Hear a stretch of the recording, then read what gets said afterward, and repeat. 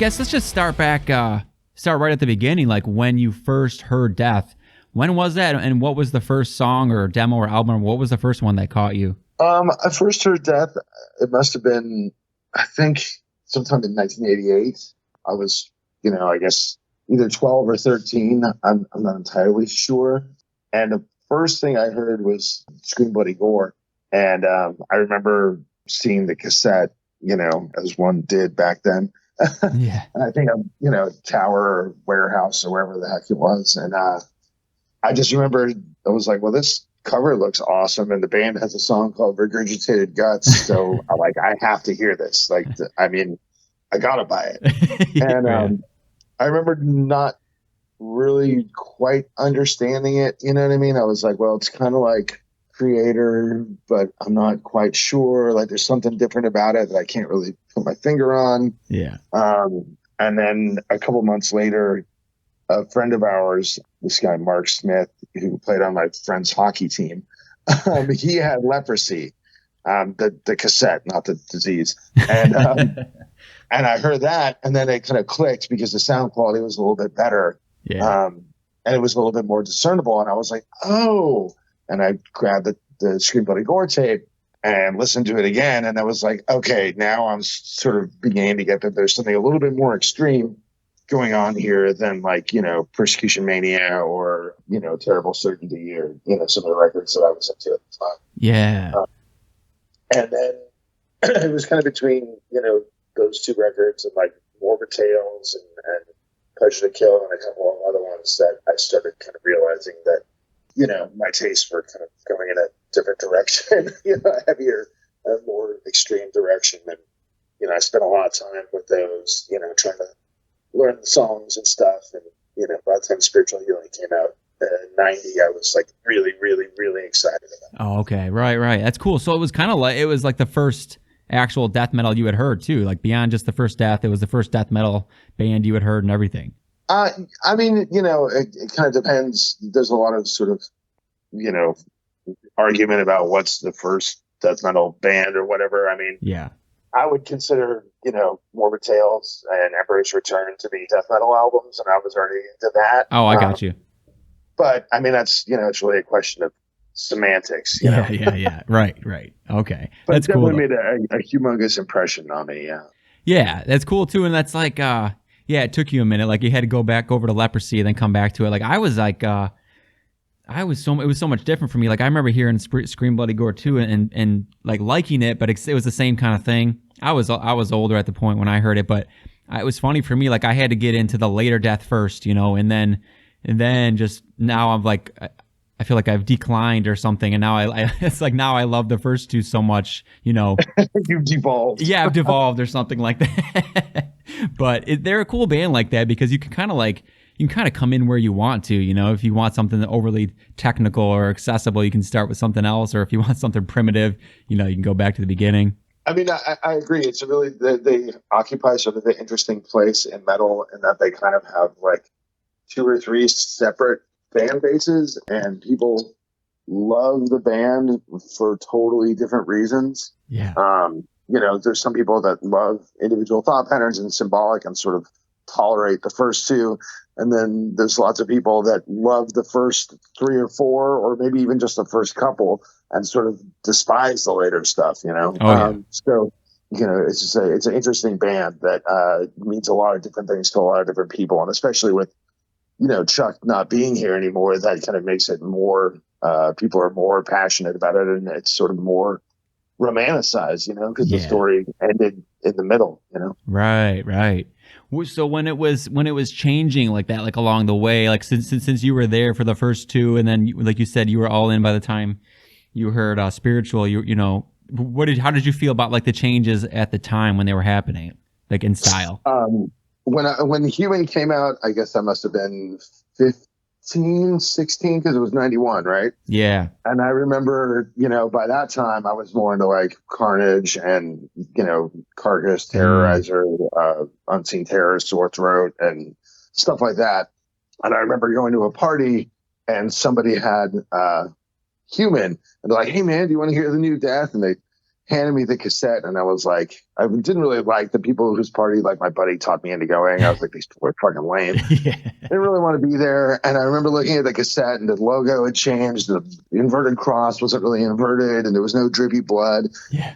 And I remember saying, like, oh, this is for faggots. 'Cause, I mean, that's how people talk back then. Now I guess I would say this is for wimps or posers or whatever. Yep. And I just like fucking chucked the cassette, and the guy like didn't catch it, and it hit the wall.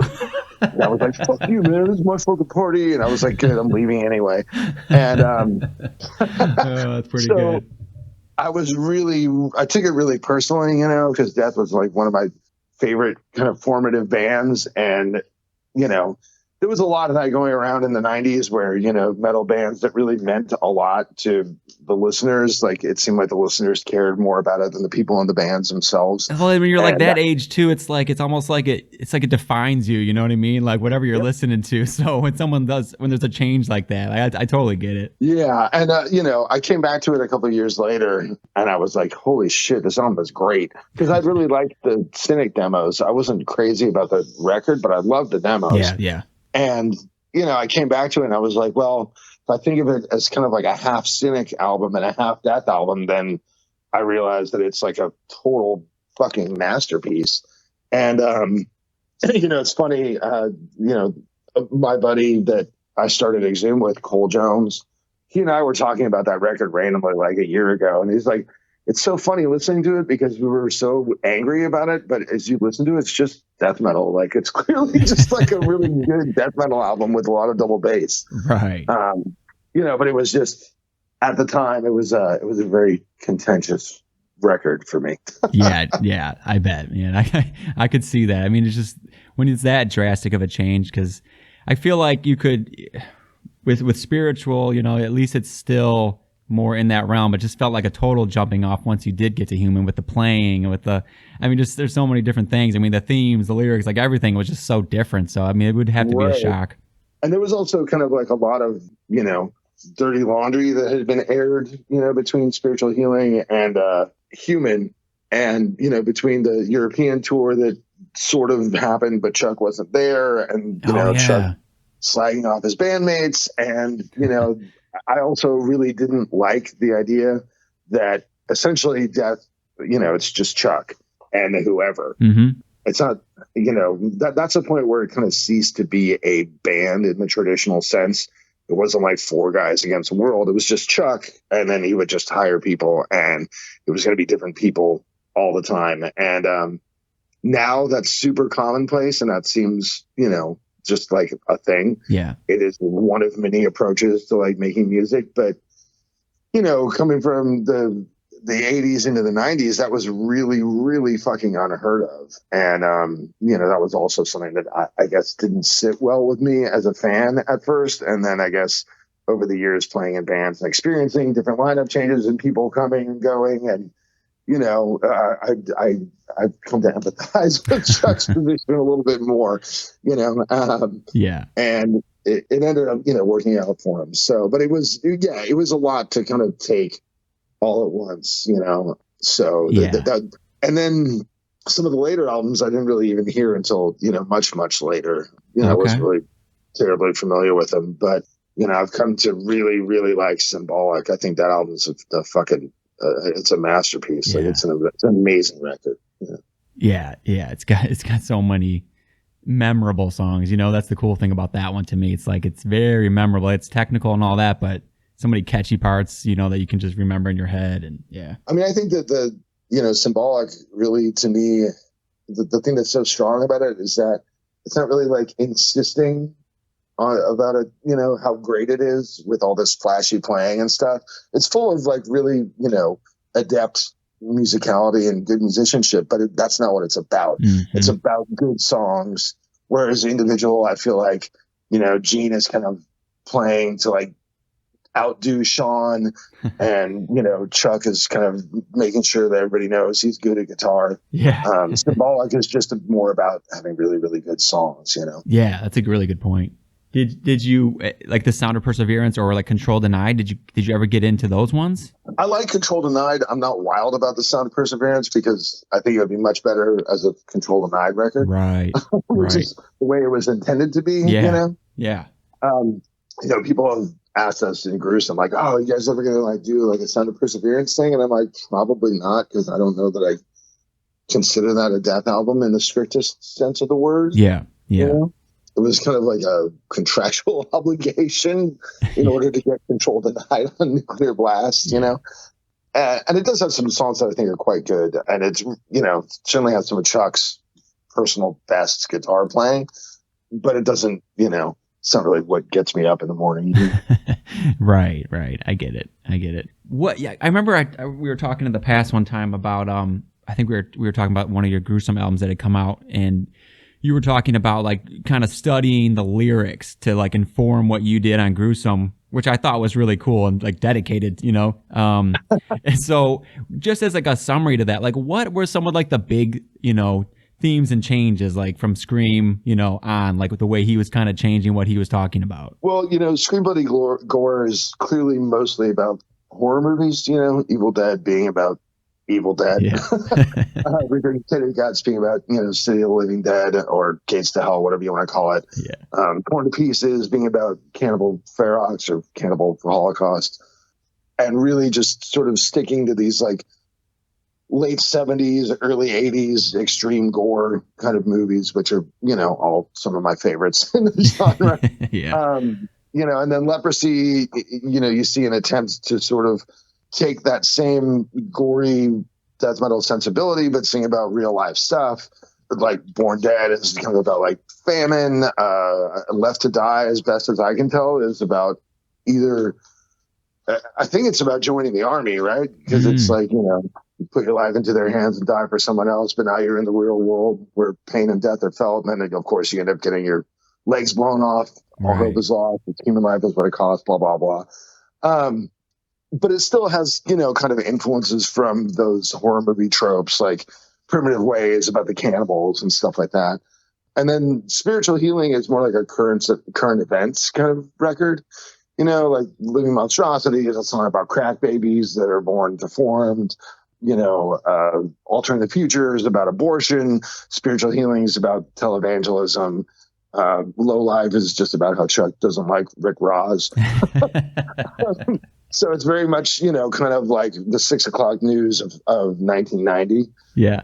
Killing Spree is kind of about, mass shootings, really. Yeah. Which obviously is very topical to this day. Yeah. I mean, and a lot of those topics really are. When we were doing Twisted Prayers, and I was just kind of like going through the Spiritual Healing lyrics. I was like, wow, it's kind of grim how most of these lyrics are still, ripped from today's headlines as well. Right. And then really, Human becomes more about, it's more internal, it's more psychological and personal. I think Lack of Comprehension is kind of about people blaming metal for, kids killing themselves or whatever. But most of the other stuff, there's kind of it's more psychological. But Chuck always has this kind of running theme about, personal duality, like flattening of emotions is about somebody internally kind of flatlining while appearing normal. Just like Forgotten Past is kind of about that, and Killing Spree, to the world around, he was a perfect person. But of course, then he's going to like murder all these people. So there's a Secret Face is another one that's kind of just about, psychological duality. So that's kind of like a running theme throughout the discography, those are all kind of things that we try to, touch on in Gruesome.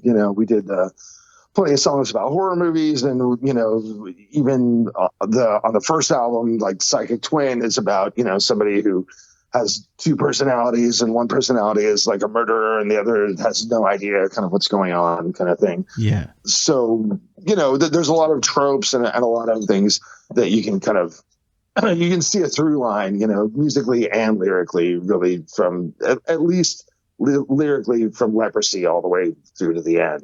Right. Yeah. Did you, like, musically speaking, is there many things you could like, or anything you could describe that like that is like a trademark Chuck riff, or you know what I mean, like trick that he does or something like that, or not really? No, I don't know if you can describe there it, absolutely is. I think basically Chuck sort of starts with really just a couple of things in his techniques, but they stay there the whole time. Like he kind of always does what I would call like the Halloween riff, da da da da da da da da da. Yeah. Leprosy, which is da na na na na na na na na na na. It's just the same kind of. It's a perfect fifth, and a minor sixth, and he uses that from the first album through Sound of Perseverance. There's also a lot of like harmonic minor scales where he kind of, I don't think he was theoretically trained from what I've read and heard, but he's sort of stumbled on this kind of box pattern on the fretboard with dum da da da da da da dum dum and Zombie Ritual. Yeah. That kind of has this like faux Egyptian. That's like what Americans think Egyptian music sounds like. You hear like Raiders of the Lost Ark kind of shit, and that's something that he used from the beginning to the end. One of the important sort of differences, I think, tonally, is that from thrash metal to death metal, I always kind of think of like the thrash progression is like it's almost like the Smoke on the Water, bum bum bum bum bum bum. Like Master Puppets is those intervals. Metal Militia is those intervals. Jesus Saves by Slayer is those intervals. There's tons of Megadeth riffs in those intervals, and so on. And then the intervals that Chuck really, really leaned on in the first three albums is, instead of the open string, third fret, fifth fret, sixth fret, is an open string, first fret, third fret, fourth fret, which is like the Scream Bloody Gore riff. Like it doesn't really have anything to do with rock at all. And I think that was a key difference. And he certainly didn't invent those intervals or anything. He's not the only person that used them, but he leaned on them really heavily. And then kind of, by Spiritual Healing, he started experimenting with, these more melodic ideas that would contrast. But then, there's still tons of meat and potatoes, standard Chuck Schuldiner death metal riffs. And then the ratio kind of shifts album by album, like Human is still mostly, Chuck's death metal riffs with some really more flamboyant melodies. And then by Individual, there's sort of, the proportion kind of changes, where there's, sort of more other stuff, and then a bit of the meat and potatoes things that he did early on.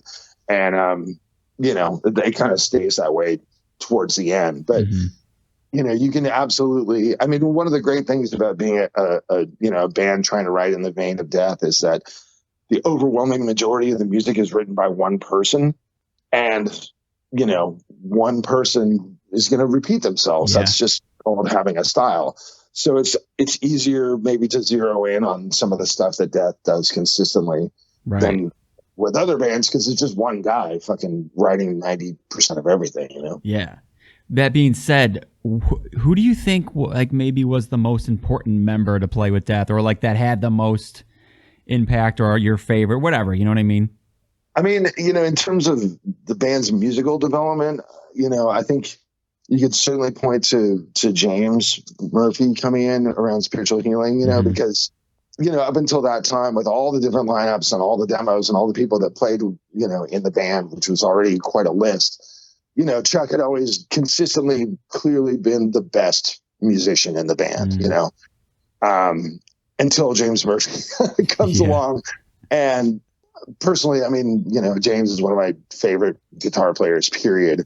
And, he really elevated the band. And I think he gave, Chuck kind of something to compete with, some real like, holy shit, I can't let this guy show me up kind of thing. Because it's the first time that you really hear him stepping out of, with his solos and stuff, stepping out of just playing fast all the time. I mean, I've been learning the solos for Leprosy, and I'm just like, Jesus Christ, dude, it's all 16th notes. Like, that's all it is. Because when I was doing the Spiritual stuff, that made a lot more sense to me. I was just like, da da da da. I was like, oh, here's like a big melody. Like, I get it. Yeah. And I think that, James also, James and Rick both had a lot of writing credits on Leprosy and Spiritual Healing. And I think that, after James left and, you know, Chuck kind of realized that he made this guy's career, he sort of made a conscious effort to maybe not allow future guitar players to have that kind of input, you know?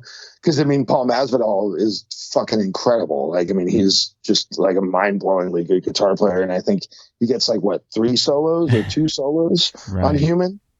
You know, and I really think James and Sean would be the two kind of paradigm shifters, you know, because I think not only did they challenge Chuck to play better and enable him to write more interesting stuff, you know, they also kind of changed the whole genre. You know, listening to Spiritual Healing now, I mean, it sounds so old school and it's kind of quaint. Yeah. But, you know, it really was a game-changing album in a lot of ways. There'd never been a death metal album that was that melodic before. And there certainly had never been a death metal album that was chock full of excellent guitar solos, like front to back, you know? Yeah. So that was really, you know, that was a revelation. And then Human came out and pushed that even further with, you know, the room and the latitude that Sean had to just sort of pour his sound into the band. You know, that drumming was like nothing really anybody had heard, you know, before then, in a death metal album or just really in a extreme metal album, whatever you want to call it. You know, it was miles ahead of records, even like Rain and Blood or Darkness Descends, that had great drumming performances. You know, it was so musical but yet really extreme, you know, and I think that was, that just opened a door. And when you have a guy like Gene Hoglan coming in on the next record being like, you know, literally saying, I was intimidated to come in and play on the next Death album because of what Sean had done. Yeah. I mean, that's a pretty strong statement to how important his contribution was, you know? Yeah. Yeah. It had, yeah. I know. I think, I talked to Richard Christie a long time ago too. And I remember him saying the exact same thing, like trying to play some of that stuff was just so damn hard, you know, and that guy can fucking play too, you know? Right. And, you know, I almost feel like on Sound of Perseverance, he's playing more to prove that he is in the same league as Gene and Sean rather than playing to the song. Because there's sometimes he's doing stuff that is objectively cool, but it's kind of like distracting. It's like, dude, just play the beat here, man. I don't need to. It's wild. I don't mind it. I actually like fucking love that about it. But it is so it's right up there, man. You always are. I think that's why I'm always thinking about it because he's just playing his ass off. He absolutely he's playing for his fucking life. Yeah. You know, he's coming in. He knows, you know, the kind of shoes that he's trying to fill and the comparisons that he's going to get. Yeah. And you know, absolutely. You know, you can't think that didn't inform what he chose to do. Right. Right. Yeah. Yeah. Well, and you were talking about playing, you know, James Murphy and his solos and his playing, and it had to be pretty badass because I know you guys did that Living Monstrosity show a little while ago now, but that had to be pretty fun to do. It was crazy. It was a weird gig, you know, because the first death metal show I ever went to was Death and Devastation in March 1990, which was on the Spiritual Healing Tour. And I remember my dad, you know, I was 14, and my dad took me to the show, and he's like, you know, again, me and Cole, the original Exhumed drummer, he dropped us off, and he's like, you need to be outside waiting for me at midnight. You know, club was in Oakland and not a particularly good neighborhood.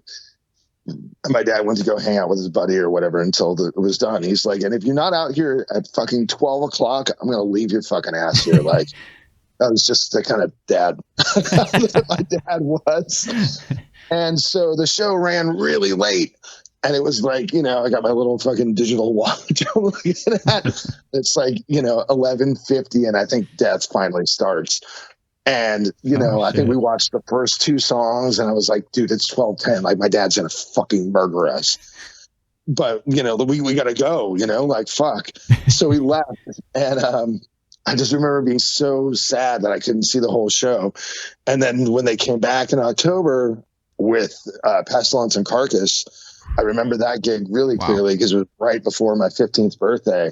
And I asked my parents, because it was on a weeknight, I said, look, I'm getting good grades. It's my birthday week. Just let me go to this show.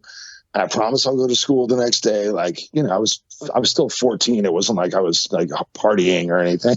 I was a Yeah. good kid, basically. So they're like, okay, you can go to the show. And then Death played, and it was Albert Gonzalez from Evil Dead. And I was like, fuck, no, I want to see James. And Albert's a great guitar player. Like, he's incredible. But it was just really disappointing. Yeah. And then to go back, here I am, whatever, 31 years later, and I'm up there playing these songs with James and Terry, and I'm playing in Chuck's spot. It was a real kind of full circle moment, and it was really surreal. And there's a lot of feeling of like, man, I shouldn't be here. Like this isn't for me to do, but it's like somebody, I guess, has to do it. With Chuck obviously not being present.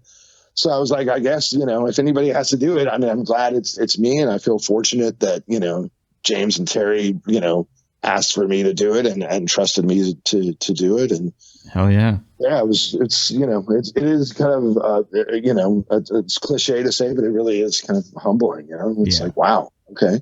Yeah. And then you get to do this badass Left to Rot tour, which is coming up pretty soon, right? With Terry and Rick, and so sick. And that was the thing, where I met Rick when I did the first Death to All tour, and I remember meeting him in Orlando. I was like, "What are you doing in the audience? Like, well, get the fuck up there, man." He's like, "No, it's cool, whatever." And I think the whole this whole fucking weird death tribute journey that I've been on now for like 9 years. It started because of Death to All. And like I said, the band has these sort of separate fan bases. And I realized really quickly that Death to All was leaning heavily on one side and not the other. And, the fact that, Eric and the guys from Sick Drummer who were putting together the early tours, I was like, why aren't you guys hitting up James? Why aren't you hitting up Terry? Why aren't you hitting up Rick? Like, why aren't you hitting up Chris Ryford, for fuck's sake? Yeah. And, so Gus and I kind of jokingly said that we were going to take that upon ourselves. And, it kind of finally has come to pass over that our original idea was to go out with either, James and Terry or Rick and Terry. And now finally we're coming around to like the idea that we had in the first place. So, it's great. And I think I'm really excited because I'm going to get to play some of the songs that I always wanted to hear live and I never got to, Yeah. Like Primitive Ways is one of my favorites. For example, I've never seen Death, nor have I seen Death to All play like Forgotten Past and stuff like that. So I think it's going to be really cool to just, and we're very aware that obviously Death to All is still going, and we're not, trying to step on their toes in the slightest. We're trying to, because we're friends with all those guys, and I think what they do is amazing. Especially Max. I mean, he's an incredible guitar player, way better than me. So we're very much staying in our lane, and we're just doing stuff in the first two records, and it's gonna be really fun. I think people are gonna be really happy to see Terry and Rick out there doing it, and then I'm happy to be there to help them. Oh yeah, no, I can't wait. Yeah, just bringing a different side of it, which that's fucking awesome. I mean, I was never there. I've never seen Death live, so this kind of shit is just perfect for me to at least get something, Right, and I think that's what I really realized when I did that first Death to All thing, because I kind of took it for granted. I saw him twice on Spiritual. I know I saw him on Human at least once, and I saw him again, and I don't even think I really paid that much attention because I wanted to see the support band, and then I think I was trying to like get laid or something, and then I saw him on The Sound of Perseverance. So it's like, I saw Death several times, like 5 or 6 different times at different points in their career, and I didn't really think about it that there's an entire generation of fans that came along after Chuck was already gone. Yeah. And, seeing how much the material meant to them, it was really moving for me, playing songs that weren't necessarily the ones that I grew up with, like playing like Bite the Pain or, oh my God, why is my Crystal Mountain? Zero Tolerance. Mm-hmm. Playing these songs that are clearly great songs, but they weren't the ones that, I had grown up with, and seeing how much they meant to people and how badly people had missed the opportunity, you know, to see them the first time around. That was like a powerful experience, you know? Yeah. And it kind of made me realize that, you know, I guess I took it for granted, you know, being there for as much of it as I was. And, you know, so that was a kind of an aha moment, like, oh shit, you know, light bulb. Right. Going on. Right. No, that makes sense. That's cool. Me, I like I said, I can't wait to see it. So, when does it start? Like, it's in June, right? It's coming up pretty quick. Yeah, it's in July. Okay. I'm going to be leaving California at the end of June. I'm driving to Florida. We're actually going to be rehearsing in Altamont Springs, which is like where Chuck grew up, you know, at his house or whatever. But we're rehearsing in the same town, which I think is sort of neat. And then we start in Orlando and then head north. And, you know, we have a really, really good support bill. Skeletal Remains is a great band from California. Mortuous is a great band, also from California. Oh, yeah. And in fact, our old guitar player from Exhumed, Mike Beams, he has health issues, so he can't tour, but he wrote the entire new Mortuous record. And, you know, I've known Colin and Chad for years. They're from my hometown of San Jose. Didn't you do some lyrics on the last album for them? Yeah, I wrote lyrics for a song on the first record. Yeah. And then the new one, I think, is coming out. It's coming out any time now. I can't remember because they sent me in advance of it 4 months ago. So I've had it for a long time. Yeah. But it's great. And I'm really, really excited about the tour and about the lineup. And just, you know, I'm raring to get out there and you know, play these songs for people. I think it's going to be something that, you know, it's going to be something kind of unique, despite all the, you know, various death things that have been done. I think this is something that people haven't seen, and that's really cool. Yeah. Hell yeah. Well, I can't wait, man. And yeah, thanks again for talking, man. I could always talk about death, so appreciate it, man. Yeah, cheers, bud. Thanks for thinking of me, and hopefully, I don't know if the guys have gotten back to you, but I forwarded them the email, but I'm not sure when it's gone. Yeah, Terry hit me up, so hopefully at least we'll get him on here and talk a little bit, you know, with that era and everything else, man. So, and Terry has an incredible memory. Okay, awesome, yeah. Yeah, like I've, you know, punished that guy so many times by now. Yeah, he'll be like, oh yeah, you know, we used to go to this restaurant, blah blah blah, down the street, and it was this guy that worked there named Jim, and like he'll give you like story after story. He's awesome. Yeah, so. Hell yeah, awesome, man. All right, cool. Well, yeah. Looking forward to the show, man. And yeah, dude, have a good weekend and talk to you later. All right. Cheers, bud. Thanks, man. Later.